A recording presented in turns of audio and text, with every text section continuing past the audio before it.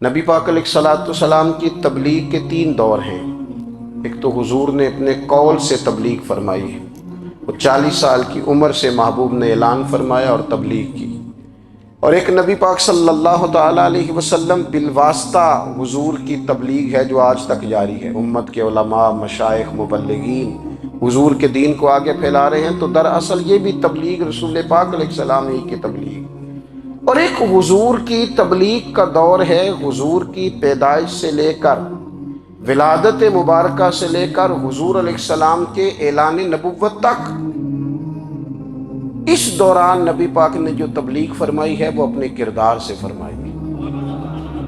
عرب کا وہ معاشرہ جو بڑا میلا کچیلا گدلا ہو چکا تھا، جس کے اندر سراسر مادہ پرستی کا زور تھا، جس کے اندر لوگ انسانوں کی خرید و فروخت کرتے تھے، جس کے اندر بیٹیوں کو زندہ دفن کر دیتے تھے، جس کے اندر جو آدمی جتنا زیادہ مضبوط ہوتا تھا اتنا زیادہ لٹیرا بن جاتا تھا، اس معاشرے کے اندر رسول کریم علیہ السلام نے 40 سال گزارے، اور اس طرح گزارے کہ جو بیگانے بھی تھے وہ بھی کہا کرتے تھے یہ صادق ہیں، یہ امین ہیں۔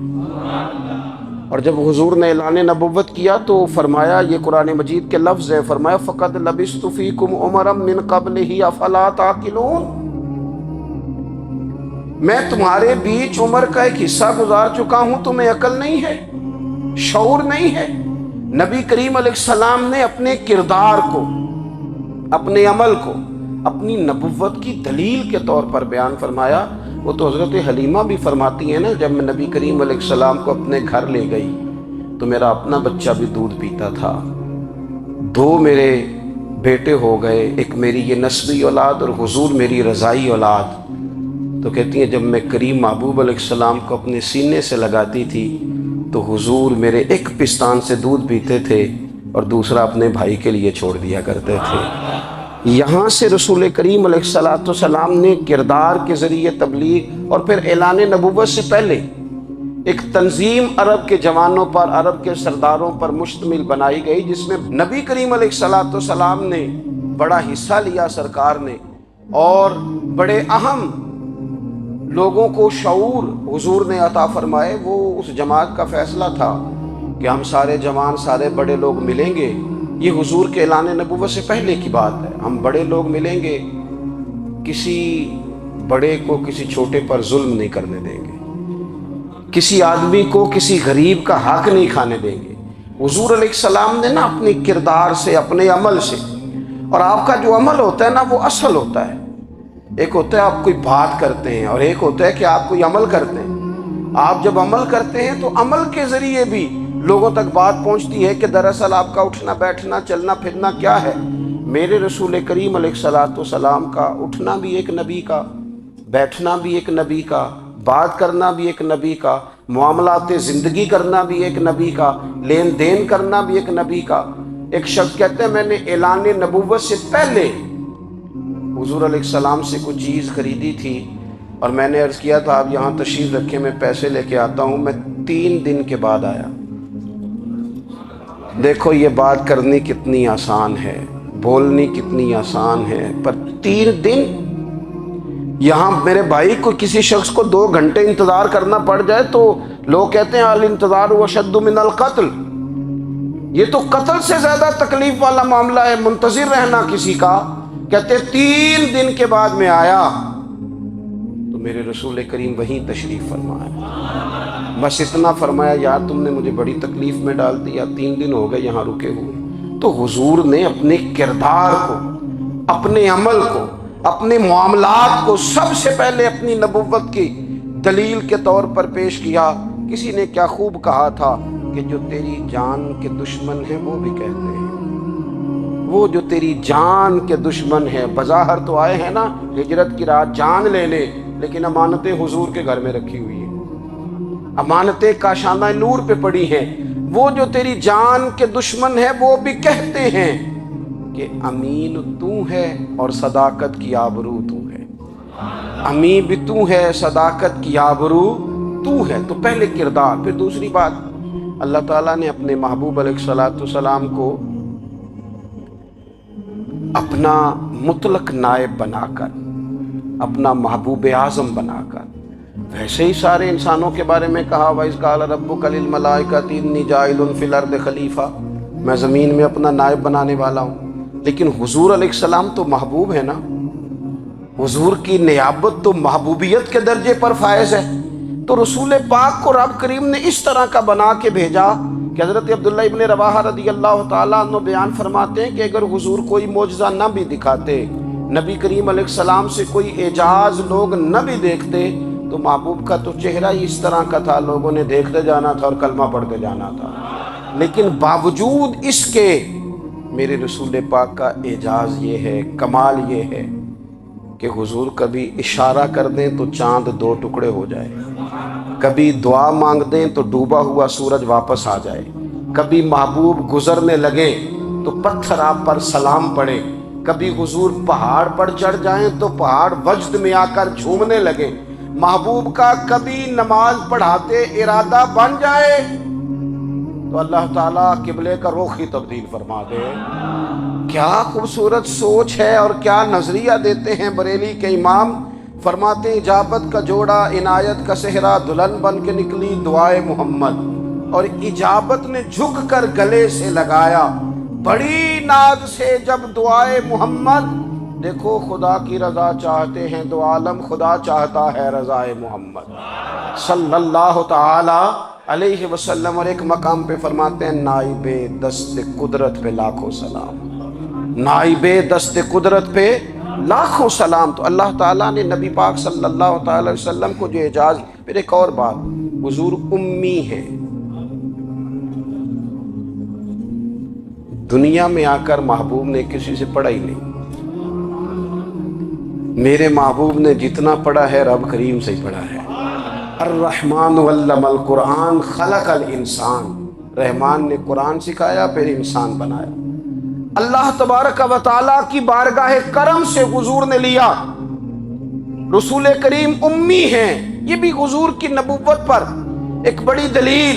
دیکھو ایک ہوتا ہے کوئی آدمی بچپن سے ہی کسی چیز سے شغف رکھے اور جب اس کی عمر بڑی ہو جائے تو کہتے ہیں اس کا تجربہ بڑا ہو گیا ہے، یہ پہلے کوئی شعر کہتا تھا، کوئی ادبی جملہ کہتا تھا، تو اب اس کی یہ کام کرتے کرتے عمر بڑی ہو گئی ہے تو رسوخ حاصل ہو گیا۔ 40 سال کی عمر مبارک تک نبی کریم نے ایک شعر بھی نہیں کہا۔ حضور علیہ السلام نے کبھی کوئی ایسی بات، ویسے تو حضور کی ہر بات حکمت والی، لیکن جس کو عرب کے لوگ اپنے لہجے میں شاعری یا اپنے لہجے میں ادب کہتے تھے، وہ حضور نے بیان نہیں فرمایا۔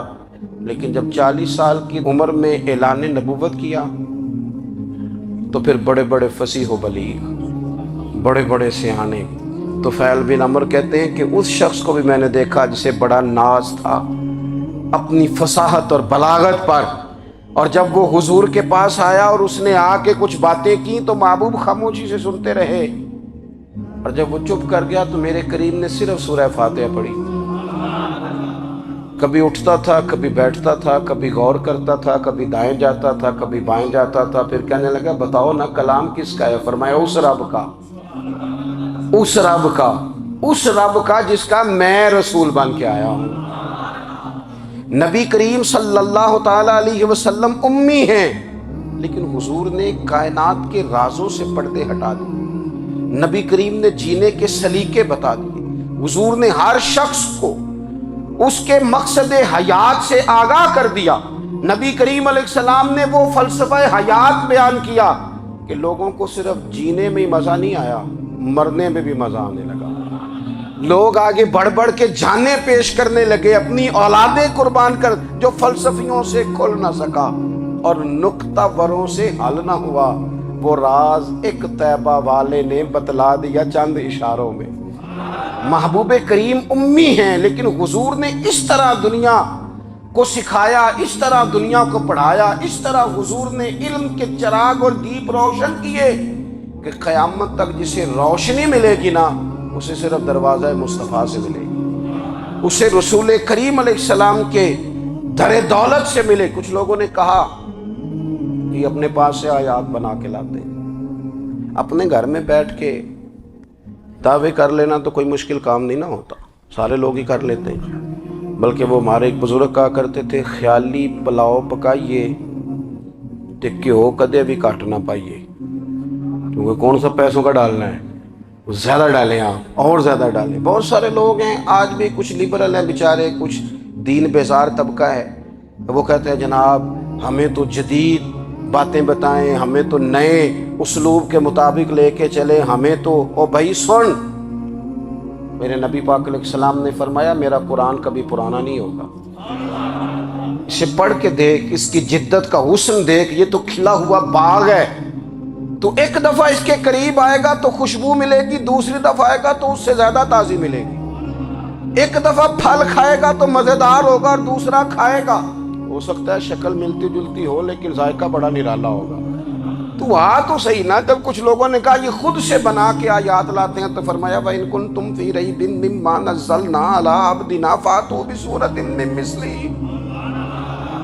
اگر تمہیں کوئی شک ہے اس میں جو ہم نے اپنے بندہ خاص میں نازل کیا ہے تو تم بھی اس جیسی ایک آیت بنا کے لاؤ۔ اور چلو چیلنج کھلا ہی دے دیا، فرما وَادْعُوا شُهَدَاءَكُم مِّن دُونِ اللَّهِ، اللہ اور اللہ والوں کو چھوڑ دو، تفسیری ترجمہ عرض کر رہا ہوں، یعنی صحابہ کو چھوڑ دو، حضور کے ماننے والوں کو چھوڑ دو، باقی ساری دنیا کے کافر اکٹھے ہو جاؤ، ایک آیت بس قرآن جیسی لے کے آؤ، ایک آیت لے کے آؤ، ان کنتم صادقین، اگر تم سچے ہو۔ جوانوں سنو، کہا ایک آیت، اور یہ چیلنج آج تک قرآن مجید کا موجود ہے، آج تک وَإِن كُنتُمْ فِي رَيْبٍ مِّمَّا نَزَّلْنَا عَلَىٰ عَبْدِنَا فَأْتُوا بِسُورَةٍ مِّن مِّثْلِهِ، تم قرآن کے مقابلے کی ایک صورت لے کے آؤ اور سارے حمایتی اکٹھے کر لو اپنے، ان کنتم صادقین، اگر تم سچے ہو۔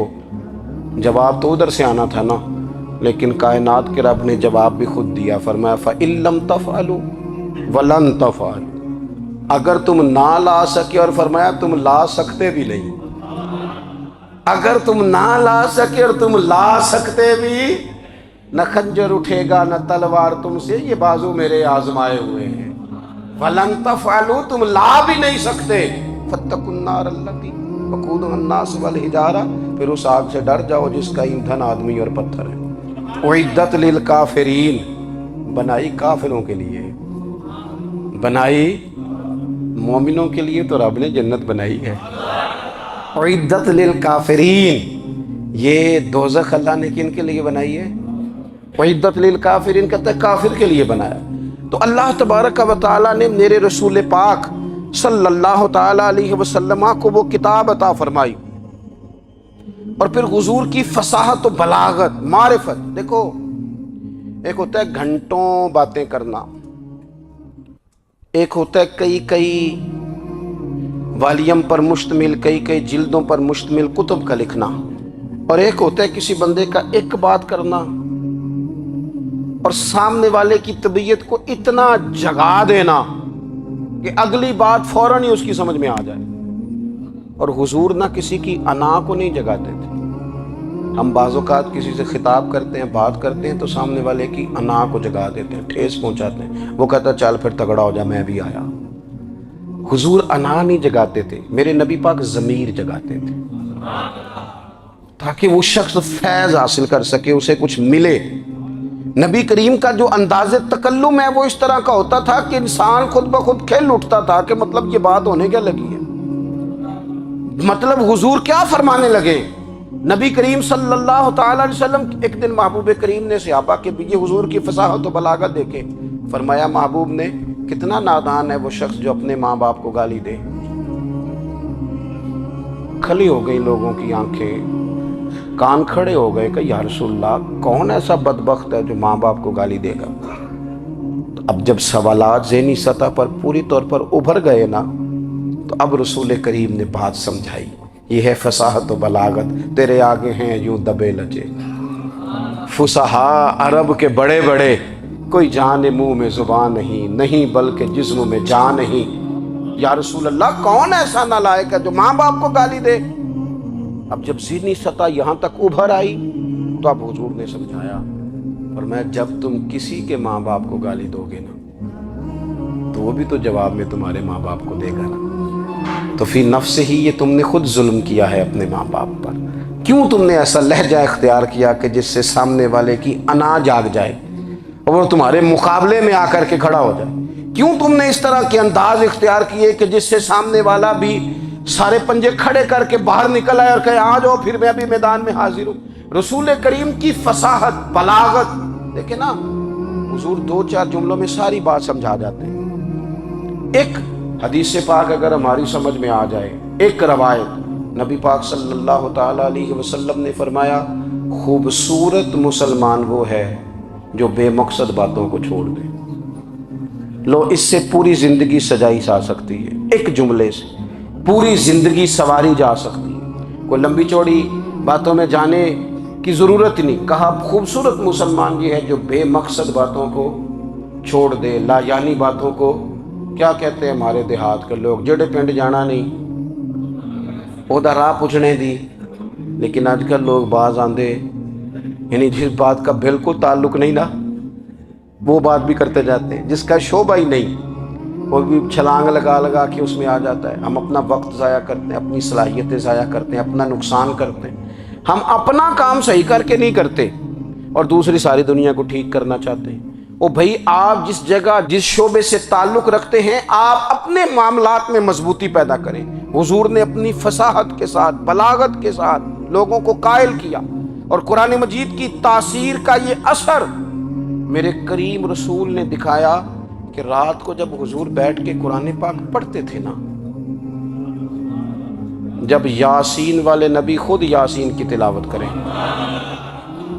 جب طٰہٰ والے محبوب خود طٰہٰ کی تلاوت کریں، غور کرو نا، جب مدثر والے محبوب خود ان جملوں کو ادا کریں، یعنی جن کے بارے میں آیت آئی ہے، جب وہی یہ آیت پڑھیں کہ اِنَّا أَعْطَيْنَاكَ الْكَوْثَرَ، یعنی جن کا ذکر ہو رہا ہے، جب وہ یہ بات کریں کہ یا ایھا النبی انا ارسلناک شاہدا ومبشرا ونذیرا لتؤمنوا باللہ ورسولہ وتعزروہ وتوقروہ وتسبحوہ بکرۃ واصیلا، جن کے بارے میں آیت آئی ہے، جب وہ یہ کہہ رہے ہوں کہ ورفعنا لک ذکرک، جب وہ کہہ رہے ہوں والضحیٰ واللیل اذا سجا، ذرا اس کیفیت کو دیکھیں جب محبوب خود پڑھ رہے ہوں، اور جو حضور پر آئی ہیں اس کا ذائقہ، اس کا لطف، اس کا انداز بھلا کیا ہوگا۔ حضور جب رات کو پڑھتے تھے نا قرآن پاک، تو جو پکے کافر تھے نا، ابو جہل جیسے لوگ، وہ بھی جھاڑیوں میں چھپ چھپ کے مدینے والے کی تلاوت سنا کرتے تھے، حضور کی تلاوت سنا کرتے تھے۔ یہی بہتر ہے کہ پردوں میں وہ پردہ پوش رہے، وہ اگر پردے ہٹا دے تو کسے ہوش رہے۔ رسول کریم علیہ السلام کی تلاوت کا سننا، قریب جانا، یہ اعجاز ہے۔ حضرت فاروق اعظم کہتے ہیں میں طبیعت کا بڑا ڈاڈا تھا، مزاج کا بڑا سخت تھا، زندگی ہمیشہ ڈٹ کر گزاری، باتوں پر کھڑا رہنا آتا تھا، پر جب میری بہن نے مجھے چند آیتیں سنائی نا تو میں تڑپ ہی گیا۔ گھروں آیا سا مار مقامنے نو، ہن مینو مار دے لے چلو، اوے متے عمر دی عمر برباد ہو جائے جتھے عمر سوار دے لے چلو۔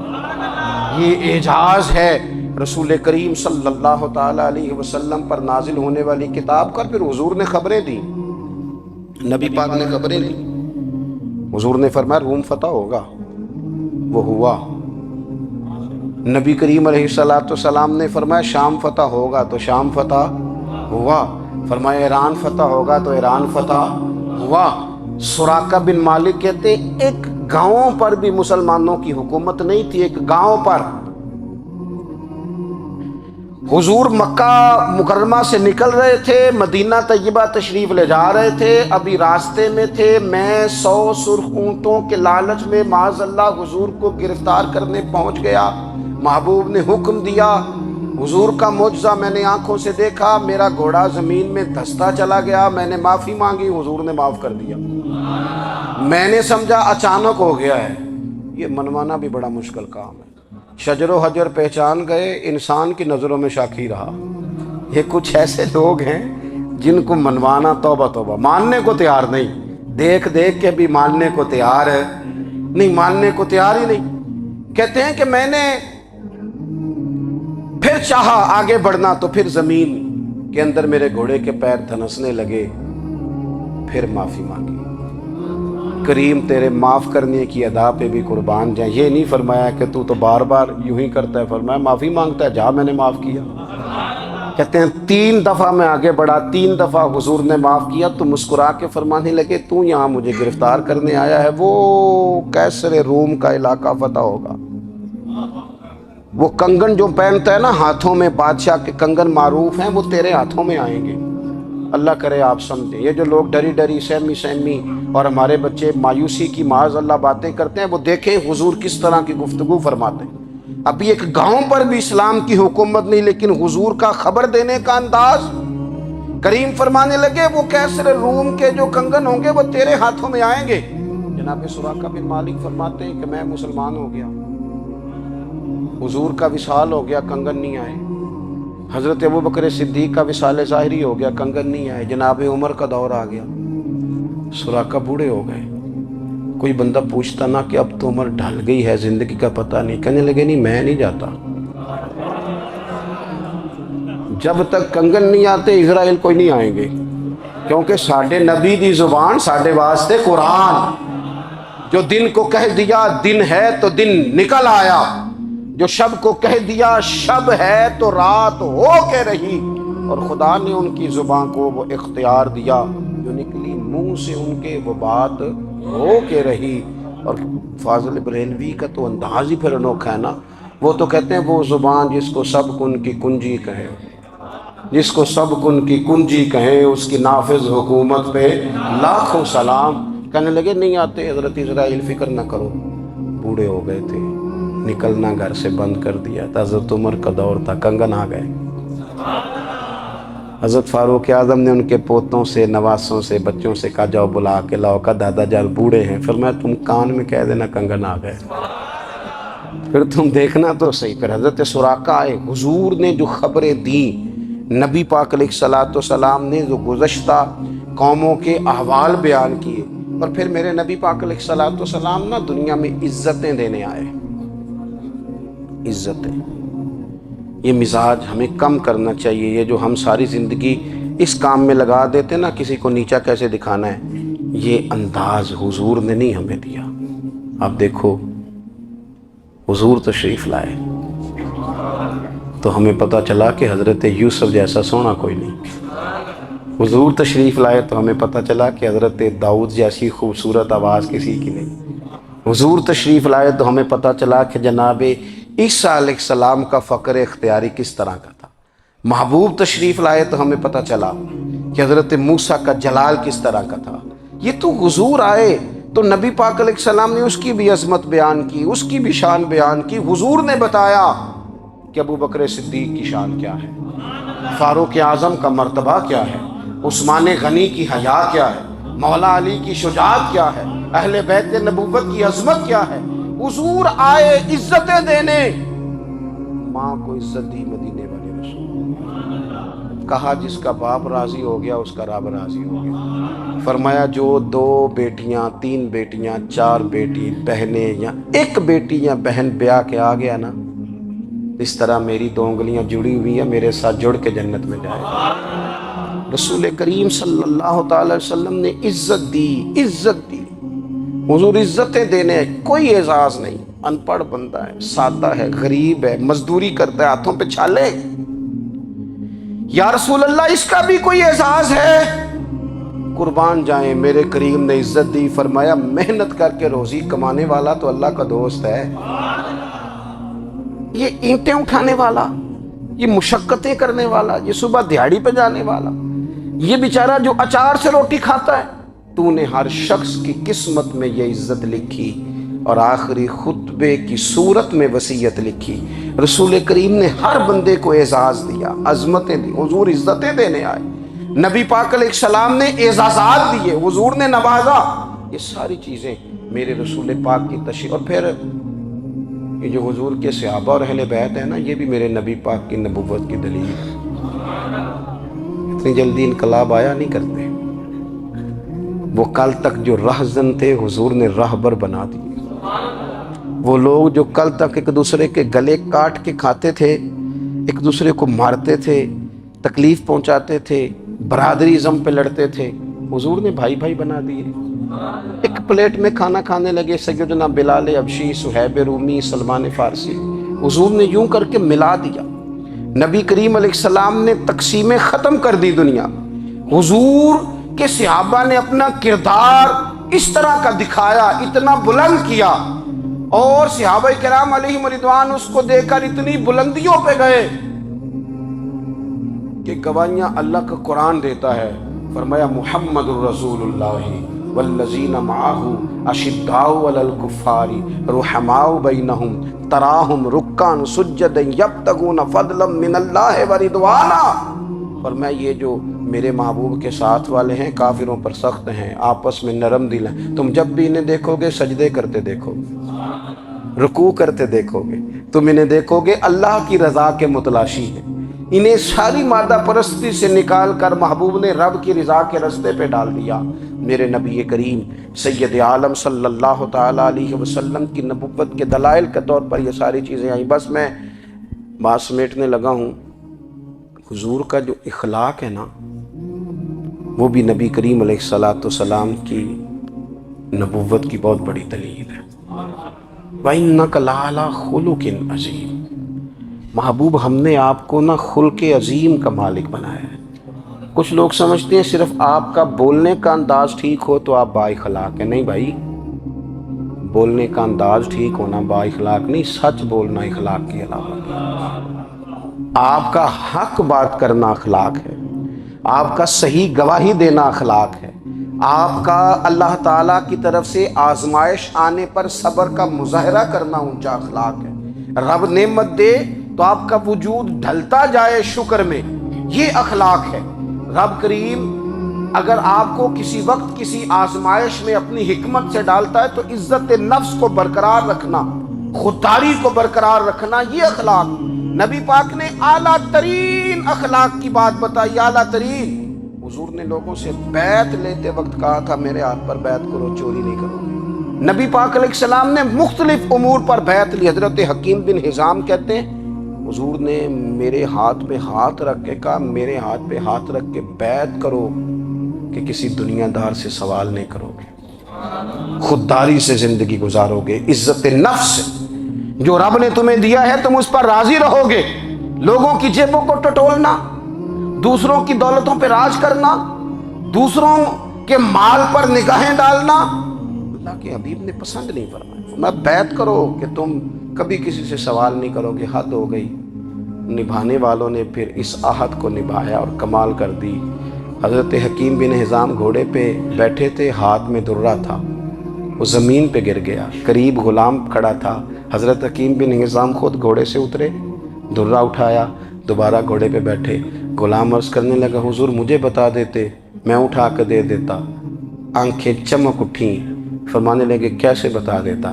اپنے رسول سے وعدہ کیا ہے کبھی کسی سے سوال نہیں کروں گا، کبھی سوال نہیں کروں گا۔ اللہ کے محبوب نے ہمیں اعلیٰ اخلاقی قدروں کی بات ہمیں سکھائی ہے۔ ہم دیکھتے ہیں کہ بڑی جلدی 2 4 5 لوگوں کے غصہ دلانے پر ہم ساری اخلاقی حدوں کو کراس کر جاتے ہیں۔ دوستو ہمارا ایک ویژن ہونا چاہیے، ہمارے ذاتی رویے بڑے معتبر ہونے چاہیے، لین دین کے معاملات کے اندر مسلمانوں کو بڑا صاف ستھرا ہونا چاہیے۔ ہمیں اپنی معاشی زندگی میں روزمرہ کے معاملات میں ہماری توجہات کا مرکز صرف اللہ رسول کی ذات ہونی چاہیے۔ رب کریم نے اپنی حکمت سے کسی کو کتنا دیا ہے یہ اس کی حکمت کے تقاضے ہیں۔ ہمیں اس نے جس رنگ میں جس حال میں رکھا ہے ہمیں اپنے رب کی رضا پر بہت زیادہ مطمئن ہونا چاہیے۔ اچھا پھر ایک اور بات، جن چیزوں کو ہم نے دکھ بنایا ہے نا یہ تو وہاں دکھ تھا ہی نہیں۔ مہینہ مہینہ چولہا نہیں جلا، لیکن کسی جگہ اظہار غربت ہے حضور کی اولاد پاک کا یا صحاب کا یا ازواج کا۔ مہینہ مہینہ چولہا نہیں جلا، لیکن یہ اخلاق عالیہ کا حسن دیکھو، اپنے گھر مہینہ مہینہ چولہا نہیں جلا، جو مانگنے آیا اسے جھولی بھر کے عطا فرمایا، کوئی دروازے سے خالی نہیں گیا۔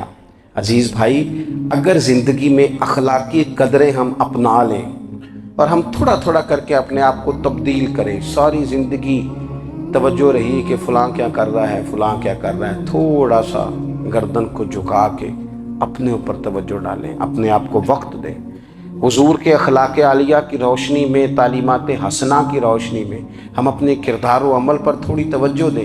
اس وقت بہت بڑی تعداد میں امت مسلمہ ہے، اور ایسا نہیں ہے کہ دولت نہیں ہے، دولت سے بھی سرشار ہیں۔ ہمارے ہاں بڑے بڑے انجینئر ہیں، بڑے بڑے ڈاکٹر ہیں، لیکچرار ہیں، ہمارے پاس بڑے بڑے ہاسپٹل ہیں، بڑا کچھ ہے، لیکن کردار و عمل کے بادشاہ، اپنی زندگی تقوی کی روشنی میں گزارنے والے، ان لوگوں کی تعداد کم ہے۔ اگر کوئی آج بھی سارے کام نیک کرے لیکن جائیداد میں سے بیٹی کا حق رکھ جائے تو پھر اس نے کیا میلاد منایا؟ اگر آج بھی جو 2-4 لوگ بیچارے اس کے زیر دست ہیں، ملازمین ہیں، ان کے ساتھ اس کا رویہ انتہائی سخت ہو تو اس نے کیا میلاد منایا؟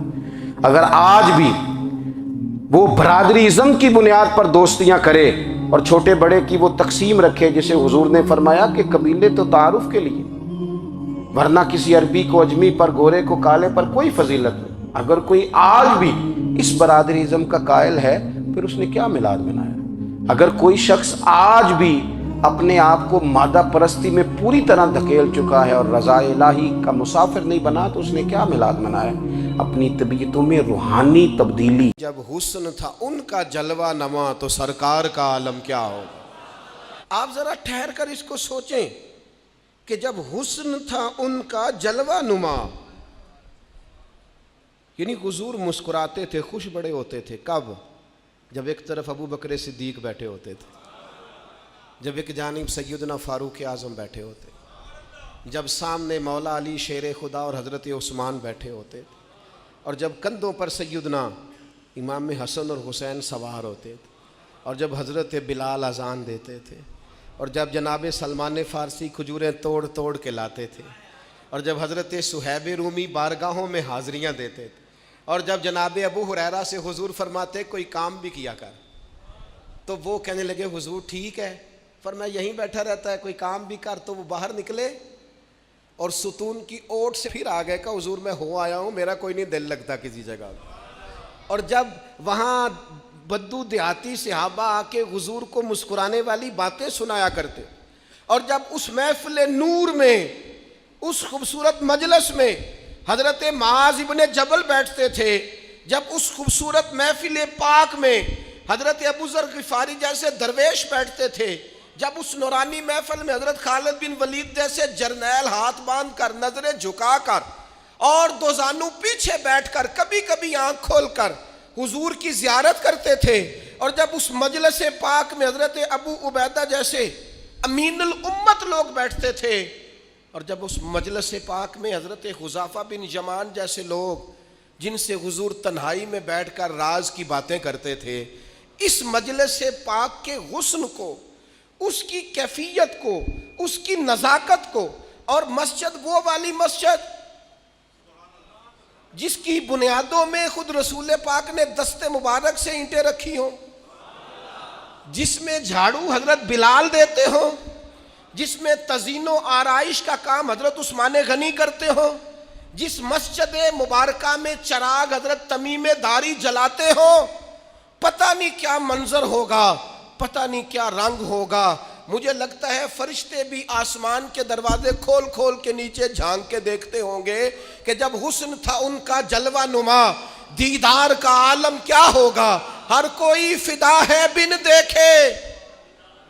صبح قیامت جب ان کا روضہ اطہر کھلے گا اور جنہوں نے عمر گزار دی ان کی نعت پڑھتے، اور جن کے لمحے بیتے ان کی یادوں میں نعرے لگاتے، اور جن کی صبح شامیں ان کا ذکر سن سن کے رو رو کے آنکھوں کا وضو کرتے گزری، جب حسن تھا ان کا جلوہ نما، دیدار کا عالم کیا ہوگا، اور بن دیکھے فدا ہے ہر کوئی، تو بتاؤ نا دیدار کا عالم کیا ہوگا، دیدار کا عالم کیا ہوگا۔ اور ایک سمت علی، ایک سمت عمر، صدیق ادھر، عثمان ادھر، بھلا ان جگمگ جگمگ تاروں میں مہتاب کا عالم کیا ہوگا، کیا ہوگا۔ ہر نظر کانپ اٹھے گی محشر کے دن، اور دیکھنا خوف سے ہر کلیجہ دہل جائے گا، اوڑھ کر کالی کملی وہ آ جائیں گے، سارے محشر کا نقشہ بدل جائے گا۔ اور ہمارے استاد تھے مولانا تحسین رضا صاحب، محدث بریلوی، ان کا شعر ہے بڑا انوکھا، وہ فرمایا کرتے تھے جس کو کہتے ہیں قیامت حشر جس کا نام ہے، جس کو کہتے ہیں قیامت۔ دیکھیں نا، غلام کی سب سے بڑی خواہش اور آرزو یہ ہے کہ حضور کی زیارت نصیب ہو، کبھی ان کا چہرہ نظر آئے، لنگ کئی مہینے تے برس گئے تے تیری دید نو دیدے ترس گئے۔ تو کہا وہ تو جشن کا دن ہوگا جس کو کہتے ہیں قیامت، اور حشر جس کا نام ہے، تیرے دیوانوں کے لیے وہ دن تو جشن عام ہے۔ ہم تو جشن منائیں گے کیونکہ زیارت نصیب ہو جائے گی، ہم تو جشن منائیں گے کہ حضور کے جلوے، تیرے دیوانوں کے لیے وہ دن تو جشن عام ہے۔